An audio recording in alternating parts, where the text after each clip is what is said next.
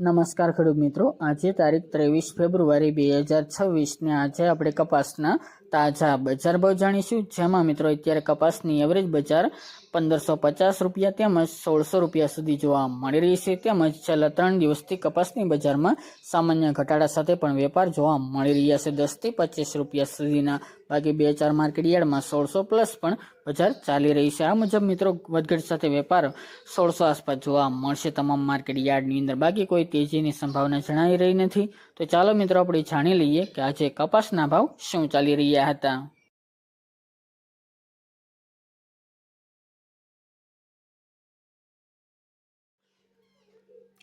ખેડૂત મિત્રો, આજે આપણે કપાસના ભાવ જોઈએ તો વિરમગામ 1100 થી 1471 રૂપિયા, ધંધુકા 1325 થી 1531 રૂપિયા, મોરબી 1400 થી 1590 રૂપિયા, જેતપુર 1476 થી 1581 રૂપિયા, ધ્રાંગધ્રા 1051 થી 1390 રૂપિયા, હળવદ 1200 થી 1624 રૂપિયા, ટીટોઈ 1400 થી 1477 રૂપિયા, બોટાદ 1370 થી 1650 રૂપિયા, આમલિયાસણ 1470 થી 1470 રૂપિયા, રાજકોટ 1380 થી 1590 રૂપિયા,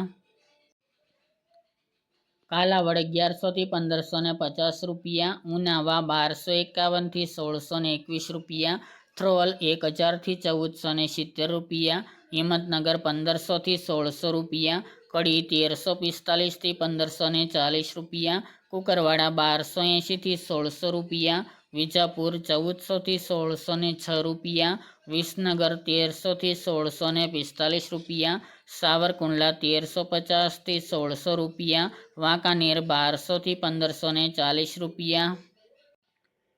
હારીજ 1300 થી 1300 રૂપિયા, અંજાર 1400 થી 1549 રૂપિયા, જામનગર 1000 થી 1590 રૂપિયા, સિદ્ધપુર 1200 થી 1505 રૂપિયા, થરા 1345 થી 1451 રૂપિયા, ભાવનગર 1290 થી 1565 રૂપિયા, અમરેલી 915 થી 1615 રૂપિયા, જસદણ 1300 થી 1600 રૂપિયા, બાબરા 1420 થી 1620 રૂપિયા, માણસા 1300 થી 1611 રૂપિયા,